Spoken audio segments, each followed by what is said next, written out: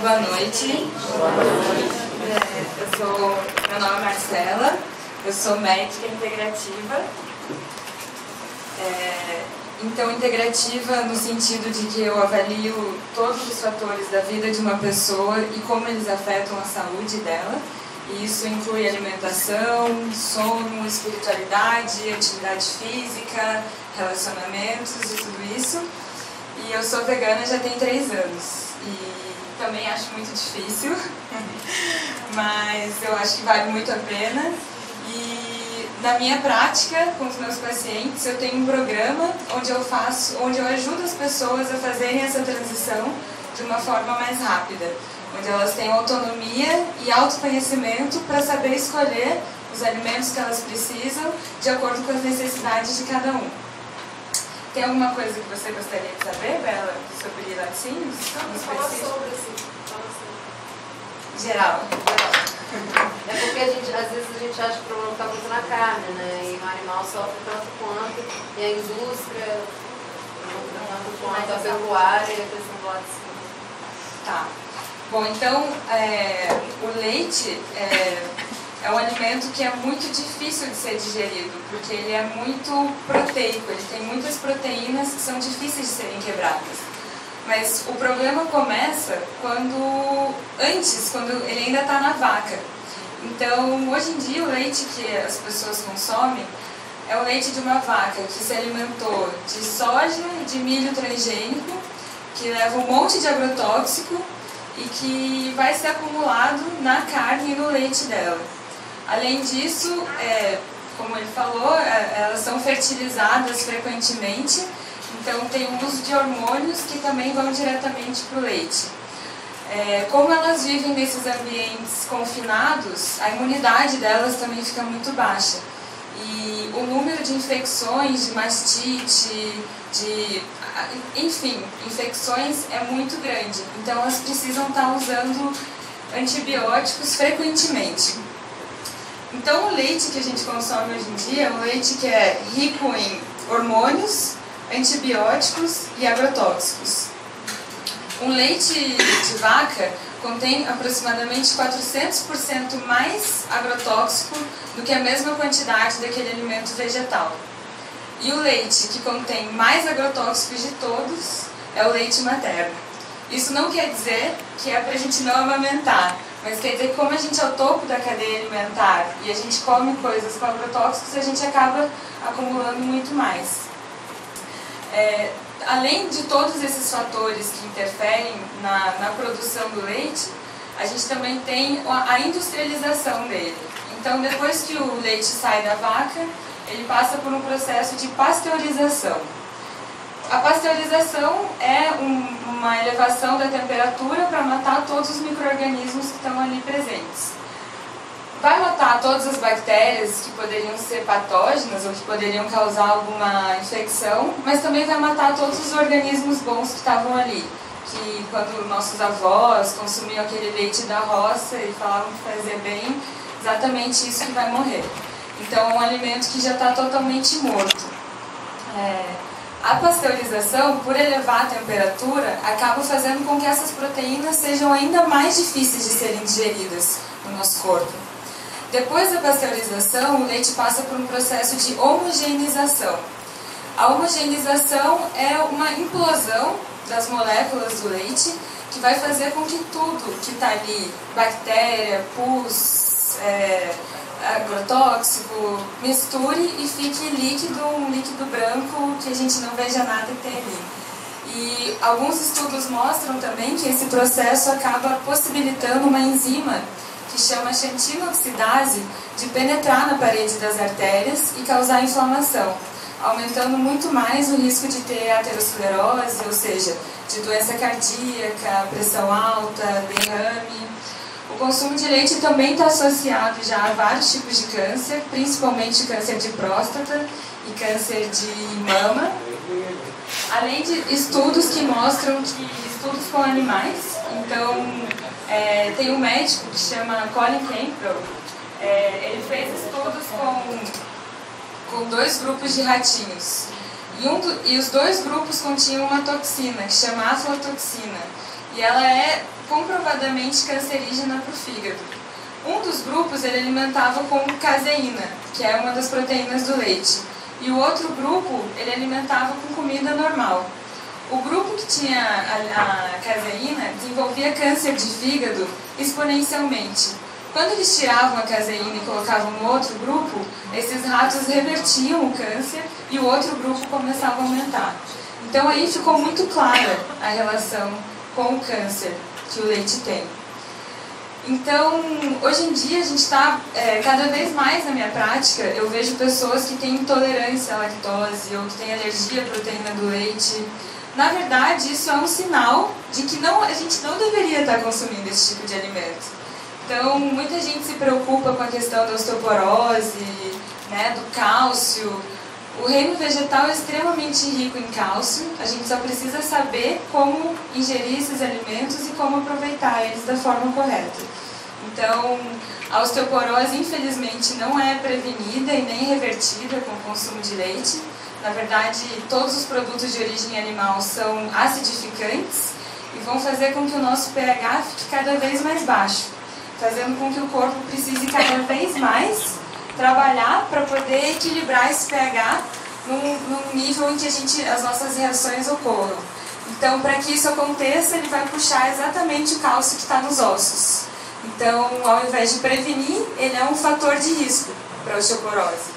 Mas, infelizmente, os meus colegas e nutricionistas também acabam sendo bombardeados pela indústria e pelos próprios órgãos que regulam isso. Por exemplo, o Conselho Federal de Nutrição, alguns anos atrás, proibiu os nutricionistas de não recomendarem leite, a não ser que as pessoas tivessem alguma intolerância, com risco de perder o CRM. Né? Então, é bem forte isso. E o que eu tenho visto é que as pessoas se dão muito bem sem o leite. E existem vários leites vegetais que são super fáceis de serem feitos em casa. Então, essas substituições são muito fáceis de a gente fazer, dão um pouco mais de trabalho do que comprar um leite de caixinha, mas o benefício é muito maior. Acho que isso é mais ou menos o que eu converso sobre o leite quando eu converso com os meus pacientes. Espero ter esclarecido um pouco das dúvidas. Se alguém tiver mais alguma dúvida, é verdade que o glúten tem uma influência, é um dos causadores do Alzheimer? Sim, está sendo associado ao Alzheimer também, porque o glúten também é um alimento que foi modificado ao longo dos anos. Então, o glúten que a gente come hoje em dia não é o mesmo da época de Jesus Cristo, por exemplo. A gente está comendo um trigo anão. Então, é um trigo que foi modificado geneticamente para ter mais produtividade e para que ele fique cada vez mais fofinho. Então, ele vai ser visto pelo nosso organismo como um alimento estranho. E isso vai causar uma inflamação. E a inflamação é a causa da maior parte das doenças crônicas. Sejam elas neurológicas, como Alzheimer ou demência, mas também diabetes, doenças cardíacas, isso tudo. Então tem uma relação muito grande. Tem um livro, A Dieta da Mente, de um neurologista que é funcional também, Dr. David Perlmutter, que fala bastante sobre isso.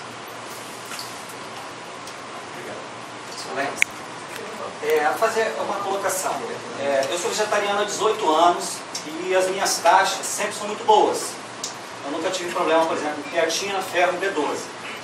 Mas eu já observei pessoas que, ao se tornarem veganas, têm problema com B12. E a minha colocação é a seguinte coisa: essas pessoas às vezes têm que tomar suplemento. Não me soa tão, não sei a palavra certa, mas tão natural. Parece que não combina muito bem uma pessoa ter que usar um suplemento para suprir aquilo. E a minha dúvida é, por exemplo, há outra situação para não se tomar um suplemento? Será que uma pessoa não está totalmente preparada ainda para ser vegana? Você acha que ela deveria demorar mais anos? Eu sei que isso é uma resposta um pouco complexa, né? Mas eu acho que é bom sempre falar sobre esse assunto, né? Que é um assunto que sempre se fala, da B12. Sim. Eu sempre falo que não existe uma dieta que dá certo para todo mundo. Então, mesmo quando as pessoas chegam até mim querendo se tornar veganos, falam, a gente vai ver se isso vai funcionar para você. Então, que bom que as suas taxas estão dando super boas, mas infelizmente ainda na alimentação vegana não tem nenhum estudo que deixe a gente seguro de que os alimentos de origem vegetal possam suprir essa necessidade de B12. A gente passa por suplementação em várias fases da vida. Desde que a gente nasce, a gente começa a tomar vitamina A e vitamina D. Quando a gente engravida, a gente precisa tomar ácido fólico, por exemplo. Ou quando a gente fica mais velho, a gente vai precisar tomar vitamina D. Então, mesmo que não seja tão natural, eu acho que é um esforço que às vezes a gente faz, já que a gente faz isso em vários períodos da nossa vida, que acaba compensando isso. Então, infelizmente, a gente ainda tem que suplementar. É a única coisa que a gente precisa suplementar que a alimentação vegetal não oferece. Existem alguns estudos que hoje em dia que mostram que tanto onívoros como veganos estão necessitando da suplementação de B12, né? Um estudo que a gente fez a respeito, porque a gente, para ter um restaurante, acaba estudando muito a respeito, ele diz que hoje em dia, por causa dos agrotóxicos, por causa do solo, a gente começou a ter uma inabilidade de absorção pela flora intestinal. Então, assim, o nosso organismo passou a ficar debilitado para a absorção de B12.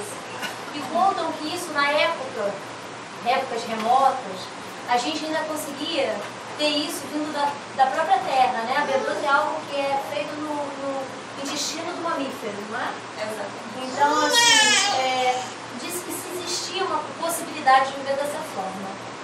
Mas que hoje em dia, por causa dos hábitos cotidianos, né, do momento atual, você começa a ter uma inabilidade de absorção dela.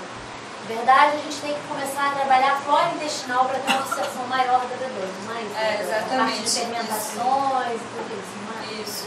Essa inflamação que a gente estava falando do glúten e sensibilidades alimentares, mesmo a leite ou qualquer elemento que a gente apresenta, vai causar uma inflamação no intestino. E isso impossibilita ele de absorver da forma correta. Então, a gente sempre tem que olhar o alimento além dos nutrientes que ele está oferecendo e como a gente vai assimilar eles. Mas essa questão é muito importante. Eu tenho visto muitas pessoas onívoras também com deficiência de B12, de ferro. As taxas são praticamente zero. O Dr. Eric fala muito isso. Existe hoje quase 50%. Eu li isso essa semana. Existem alguns lugares que pessoas comem carne e tem índice de 40% de falta de B12. Isso. E também isso depende de onde a pessoa mora também. Qual é o efeito da falta de B12? É terrível. A B12 é importantíssima para o funcionamento do sistema nervoso. Então, falta de memória, dificuldade de focar o raciocínio, dificuldade em se manter alerta, fraqueza, confusão mental, fraqueza de cabelo, de unha, cansaço. Ela é uma vitamina extremamente importante. A gente espirra debaixo da língua assim, ó. Tá ótimo. Tá ótimo. Mas os alimentos fermentados também são uma opção. O miso, o tofu, o tempé, ainda são um pouco difíceis de encontrar, mas são algumas alternativas. O kefir. Isso, o kefir é ótimo. Gostei desse. A água também. 70% do nosso corpo é água, né? Então a pessoa fazer uma pesquisa de como melhorar a qualidade da água na sua própria casa, né? Por exemplo, botar água em garrafas para tomar um banho de sol, depois usar, por exemplo, filtro de barro, essas coisas, tudo é um método mais barato, né? De se fazer em casa. Isso também pode ajudar bastante, essa questão da flora intestinal, pelo corpo todo. Mais alguma pergunta?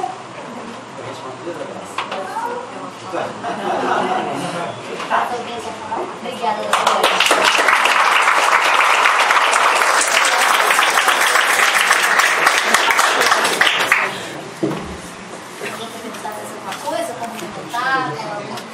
Bom, gente, então, antes de agradecer ao Carlos Henrique,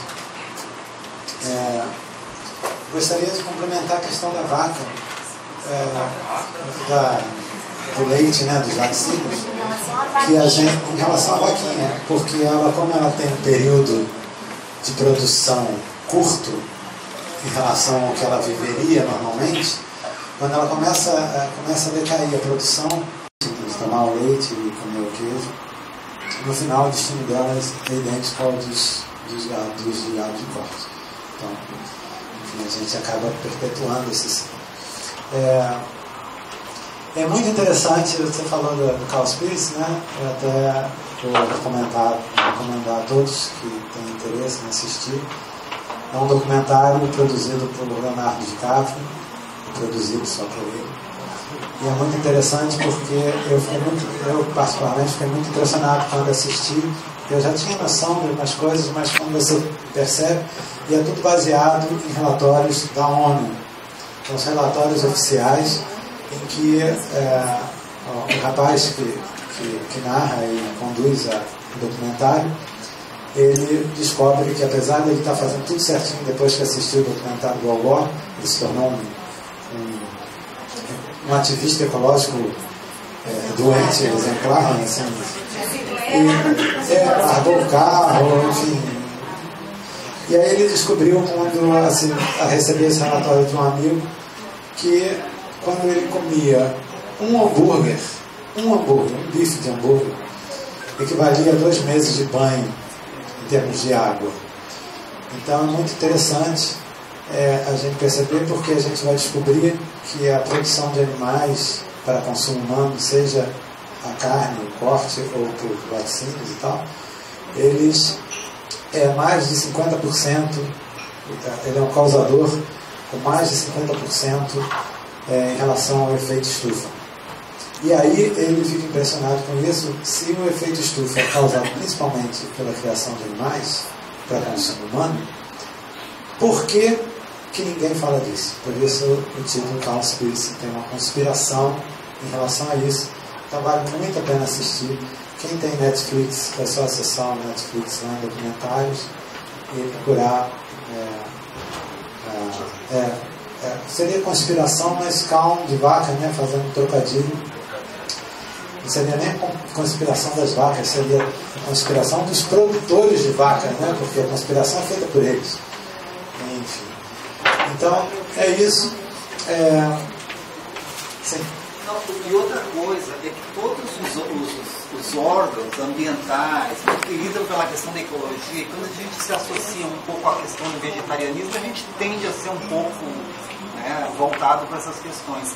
E justamente todos esses departamentos, todos esses órgãos, eles não tocam nisso, né? Que é a principal questão na criação, na alimentação dos animais, a questão do consumo de carne. E aí no documentário não dá para saber se os caras fazem vistas grossas justamente pela questão de poder ter patrocínio das empresas, né, para se manter. É importante os índices de morte de ativistas. Só no Brasil parece que foram 1.200 que já morreram por estar defendendo essa questão em vários lugares, assim. Mas principalmente quando eu era super atento à questão do Greenpeace, assim, quando eu vejo a parte mais importante, eles não tocam. E não são pessoas despreparadas, né? Não são pessoas que não têm noção, são pessoas que estão ali. Quando eu vi o documentário, eu fiquei, pô, que sacanagem. Eu também fiquei muito impressionado. Mas não impressionado O próprio rapaz que fez o documentário, no meio do caminho, ele tinha um patrocínio. Isso. E aí a galera do patrocínio recebeu o telefonema e cortaram o patrocínio. Eles boicotam mesmo. Mas é muito interessante, vale muito a pena assistir. Inclusive, principalmente as pessoas que ele toca muito na questão ecológica, principalmente. Então, todos aqueles que estão envolvidos com a questão ecológica, os biólogos, enfim, ecologistas, seria muito importante assistir esse documentário. E para finalizar, a semana, porque eu lembrei quando falou da avó e tal, eu lembrei da minha avó. E minha avó uma vez falou assim, não, mas bicho foi feito para isso, para comer. E é muito interessante porque existe essa cultura, né? Inclusive de que bicho não tem alma. Aí eu fiquei lembrando, há um tempo atrás, a mulher não tinha alma. depois, há um tempo até mais recente, os negros não tinham alma. Por isso eles poderiam ser escravizados, porque eles não tinham alma. Os índios não tinham alma. Então, assim, aqui a gente se pensar, os animais também não têm alma.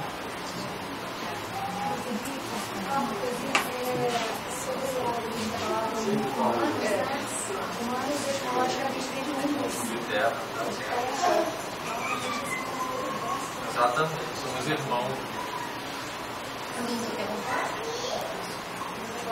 Você fez uma colocação onde você foi como uma analogia entre a alma e a ausência de alma, né, e a escravidão, né? Então eu costumo dizer que há 200 anos a gente lutava, né, pela libertação dos escravos e hoje nós lutamos pela libertação dos animais, né?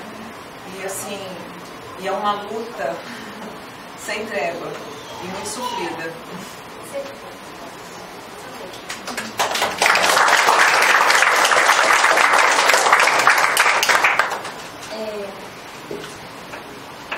É uma luta sem trégua mesmo, na verdade.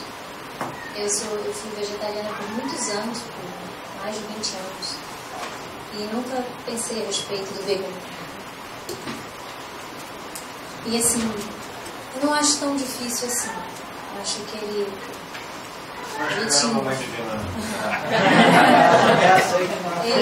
ele te invade de uma maneira que não tem mais. É como não tem mais um interruptor que desliga a luz do quarto, né? Começa a ser, não tem volta. Então, assim, eu queria principalmente agradecer por vocês terem vindo. Isso não é um tchau, né? Porque a gente vai comer agora. Tem 4 tipos de caldinho, pode tomar, vai ter um violão na sala, todo mundo pode ficar à vontade. Eu sei que tá apertadinho, mas calorzinho para os animais.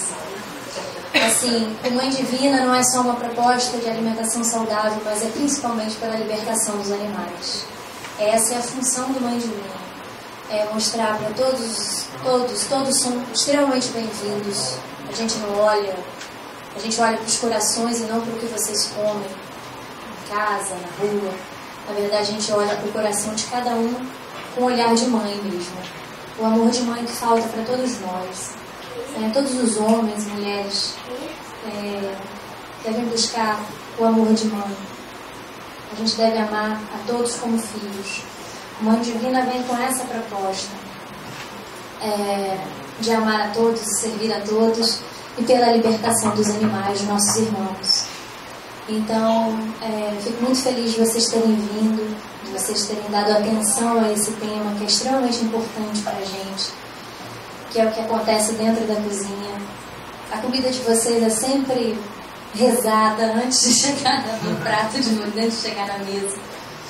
Assim, a gente espera que vocês possam receber esse amor através do alimento, e que esse amor do alimento possa virar boas ações, possa virar atos de gentileza e de amor, e de um olhar mais profundo para os nossos irmãos, os animais também. Dizer que o espaço do Mãe Divina é de vocês. A gente sempre que puder vai estar trazendo reflexões, vai estar trazendo momentos como esse. A gente já teve um cineminha aqui do Cowspiracy, que foi super legal, que trouxe um monte de reflexão legal. Hoje a gente tem essa noite de caldos, que a gente só está colocando uma taxazinha porque a gente tem um bebê que vai nascer em maio, que está precisando de ajuda. Então vai ser tudo absolutamente revertido para ele. Ele realmente precisa de ajuda. Então por isso que hoje a gente tem porque normalmente os eventos do Mãe Divina são gratuitos, exatamente para que vocês venham sem que haja um ganho, estamos ganhando, não, a ideia não é essa. A ideia é que o espaço seja um lugar de informação sobre o veganismo, sobre alimentação amorosa, alimentação que seja amorosa com o planeta, com os animais e principalmente com nós mesmos, né? Então eu agradeço. A gente tem mais uns caldinhos para servir, vocês fiquem à vontade para comer, tá? E depois a gente tem música na salinha. Fiquei sentado aqui tendo o prazer de ouvi-la, muito esclarecedor, e também para pedir, daqui a pouquinho, palmas para Maitê, para Flávia, né, que está com o neném em casa, para Renata e para muita gente, né, que auxilia e torna isso possível, porque a gente vê mesmo, né, o que é coração. Né, comercialmente não faz muito sentido abrir um restaurante vegano nem vegetariano, uma mentalidade comercial. Mas certamente existe esse aspecto, é importante, é um restaurante, mas muito mais do que isso aqui é um coração imenso, né? Imenso é algo que não pode ser medido, é um coração imenso, né? Acolhendo uma proposta tão nobre, e é uma felicidade, acho eu, para Vila Velha, né? Ter pessoas dispostas, né, a se lançar nesse projeto, né? Pessoas que estudam muito, né? E às vezes certamente, né, encaram desafios, né, para bancar essa maneira de olhar. E nós, como seres humanos, precisamos, dessas pessoas, precisamos nos tornar essas pessoas, porque é dessa forma que a gente vai salvar esse planeta. Vindo para essa palestra, escrever aqui no papel, que eu tenho um sentimento de estar ajudando a salvar vidas. Aí a gente pensa em salvar a vida de muitos animais, mas em verdade em salvar as nossas vidas, a nossa vida humana preciosa. Então eu peço palmas.